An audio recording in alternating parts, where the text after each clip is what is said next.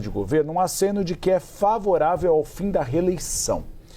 A ideia seria mostrar a disposição do primogênito Jair Bolsonaro em discutir esse assunto com o Congresso Nacional, caso seja eleito no processo eleitoral deste ano. Lembrando, cabe ao Congresso Nacional fazer a reforma política, não cabe ao presidente da República.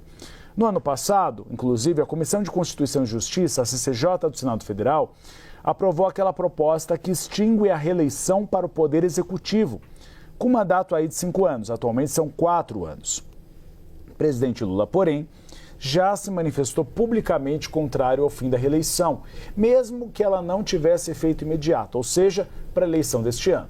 A defesa do fim da reeleição também deve ser feita pelo candidato do PSD à sucessão presidencial, já que o presidente nacional da legenda, o Gilberto Kassab, já se posicionou nesse sentido.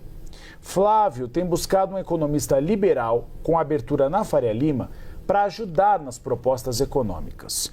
Lembrando, nós tivemos uma entrevista exclusiva com Roberto Campos Neto, ex-presidente do Banco Central, do CNN Money, e ele disse, não pretendo voltar a morar em Brasília. Ou seja, ele descartou a possibilidade de ser o posto Ipiranga de Flávio Bolsonaro. E eu apurei que o ex-ministro também, Paulo Guedes, não quer assumir esse posto, está muito bem obrigado, morando no Rio de Janeiro e atuando na iniciativa privada.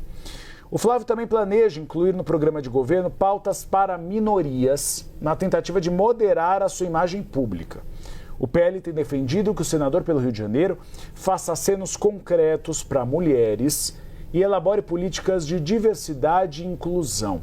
A avaliação é de que ele, diferentemente do pai, tem margem para atrair um eleitorado que apresenta resistência ao discurso conservador de Jair Bolsonaro.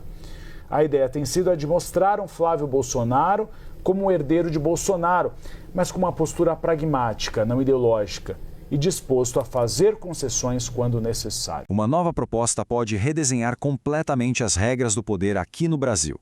Hoje, a gente vai mergulhar fundo na discussão que quer limitar a presidência da República a um mandato só.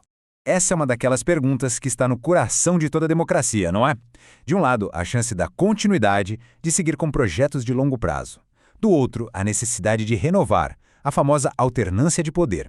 É bem no meio desse dilema que a nossa análise de hoje se encaixa. Pois é, e aqui no Brasil esse debate deixou de ser só uma ideia no ar e virou uma proposta real, que já está tramitando lá no Congresso Nacional. Vamos entender direitinho o que está em jogo com isso.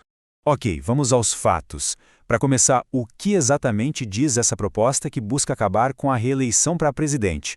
A ferramenta para essa mudança é o que chamamos de PEC, uma proposta de emenda à Constituição.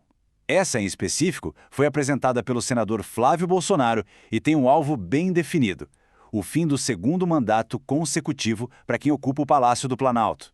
E aqui, nos detalhes, que a proposta mostra seu foco cirúrgico. A mira está só no presidente. E governadores e prefeitos? Para eles, nada muda. O direito à reeleição continua o mesmo.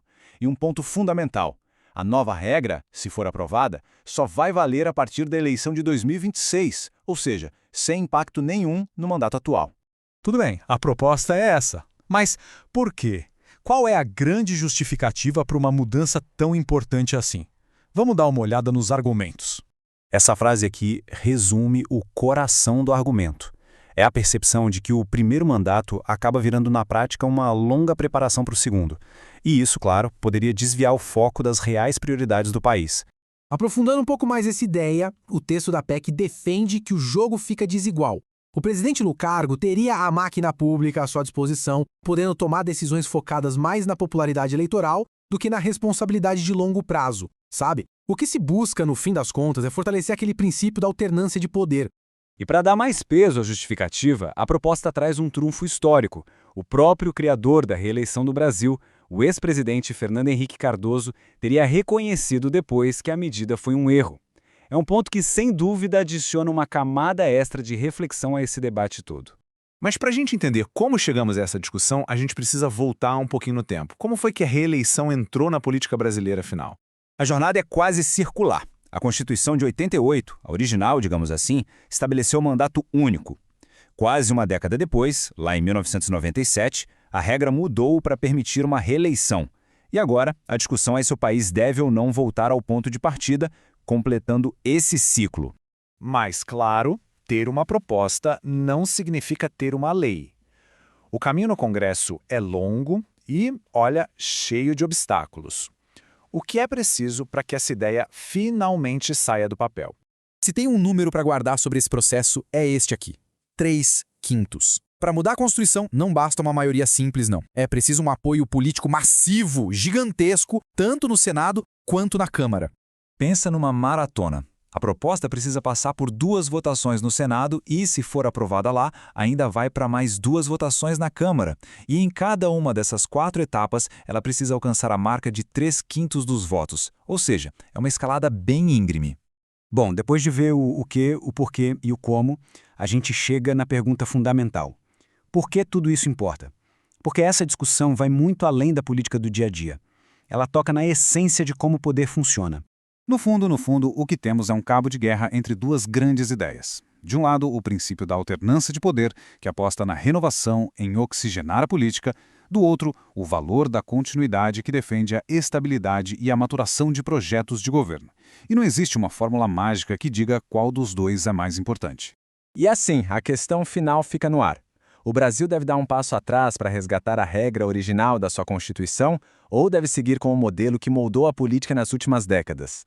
Qualquer que seja a resposta, ela com certeza vai redesenhar o mapa do poder no país.